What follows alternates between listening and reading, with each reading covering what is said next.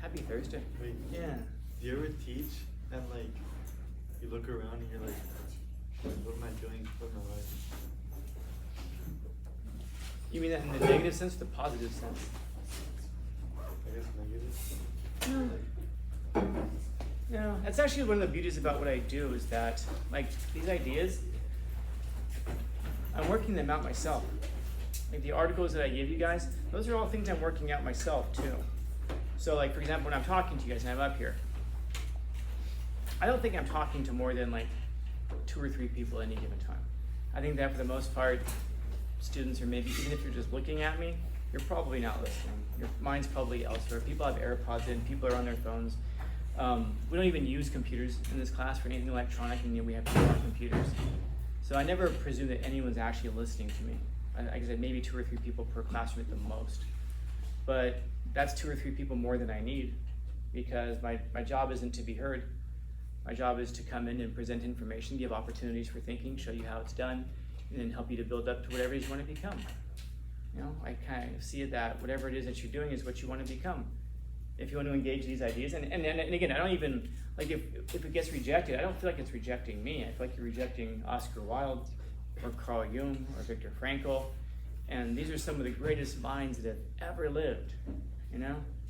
And if the greatest minds that have ever lived can't engage you to think, then I can't take it personally. And that doesn't mean, by the way, that you're stupid or that you're, you know, unmotivatable or anything like that. No, not even close, man. It just means that it's not your thing. And let's face it, how many of you guys, if you are listening right now, how many of you in this room right now are like kind of over the whole school thing? You just want to get the hell out of here, you know, in a few months. Yeah, that's a lot of people. What can I possibly do to that? Some of you come in here and you hate English class because you've had 11 years of English teachers before me. And by the way, and so what can I possibly do against that? Some of you have had 11 years of great English classes maybe before you get here, and you absolutely hate this class. What can I do about that, man? I'm like coffee. I'm not for everybody. This class, everything is like coffee. Nothing is for everybody. How many of you guys in here, English is your favorite class in the whole wide world? Especially when I put it that way. How many of you guys like math? Fucking weirdos. How many of you guys like science classes? And how many of you just like nothing at all? Or if somebody asks you what's your favorite subject, and you revert to your 5th grade self and you say, lunch. I don't know, man. School isn't for everybody. I think ideas could be. But no, I never think like I'm wasting it, because I don't feel like I am. I think you'll know when I feel like I'm wasting my time. Because you'll come in here and I won't be here. There'll be somebody else here, and they'll say, hi, I'm whoever. I'm your new English teacher. Well, at least for the next 30 days until we hire somebody else, then somebody else, then somebody else. There was a class here year before last that had 8 different English teachers before the school year was over. 8. Those people felt like they weren't doing anything. But as long as I feel like I'm doing something for myself, I suppose, and y'all are welcome to come along for it. But if you don't, I get it. It's not your thing. But I hope you do, because I think the ideas are really good that you can encounter. And when we say things like, I didn't learn anything useful in school, I don't know, man. Even the stuff that we're looking at, can people change? You're all going to encounter people in your lives that you're going to wish that either they could change or that you could change. And I would bet that most of you have people in your lives right now who you wish would change. I don't know how else to make it more practical. And then, ultimately, I say, by the way, if there's a subject that you guys want to study, tell me. I can become an expert in anything in 1 week. Just tell me what you want to study. I'll create a whole, we do whatever we want to do in this class. I don't do what any other teacher does. I can do whatever we want to do in this class. And out of 172 students I have, guess how many have come to me and told me, and given me a suggestion? 0. 1. Yeah, and he left to go film somebody. Oh, that's right. Yeah, he's the only one who came up to me and offered me a suggestion of what to study. So if I say to you, we can study whatever you want, and people just go, I can presume one of 2 things. Either it doesn't matter, I guess 3 things. It doesn't matter, or you're fine with what we're doing, or you're not listening. I can't do anything about any of those. All I can do is what I can do. So.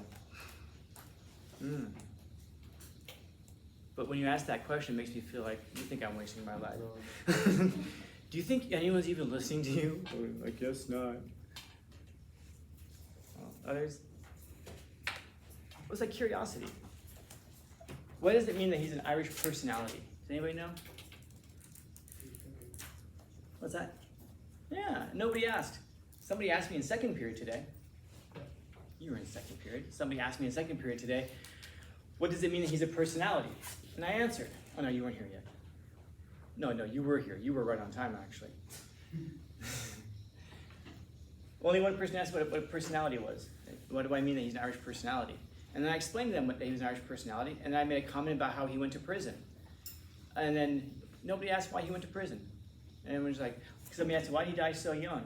And I said he was sent to prison for something he did, and then while he was in there, he fell down, hit his head on a wall or a floor. He got an ear infection that ended up giving him a bodily infection ultimately that killed him.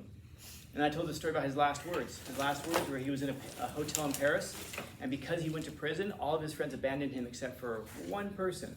Even his wife divorced him, changed her name, and changed the kids' names. Everybody just tossed this guy aside. When he gets out of prison, he publishes a poem. He can't even publish the poem under his own name because he's so scandalized. He publishes the poem under the name C.3.3 because that was his cell number when he was in prison. Cell 3, level 3, individual cell 3. So he's so scandalized he can't even publish anything under his own name. And then after he dies, it takes like 10 years before anybody will publish anything under his name.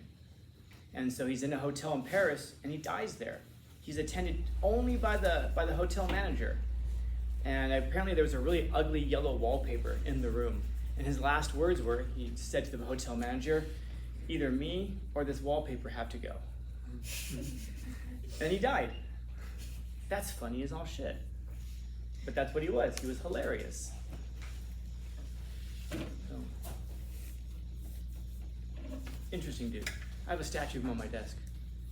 Little bronze statue my mom gave me.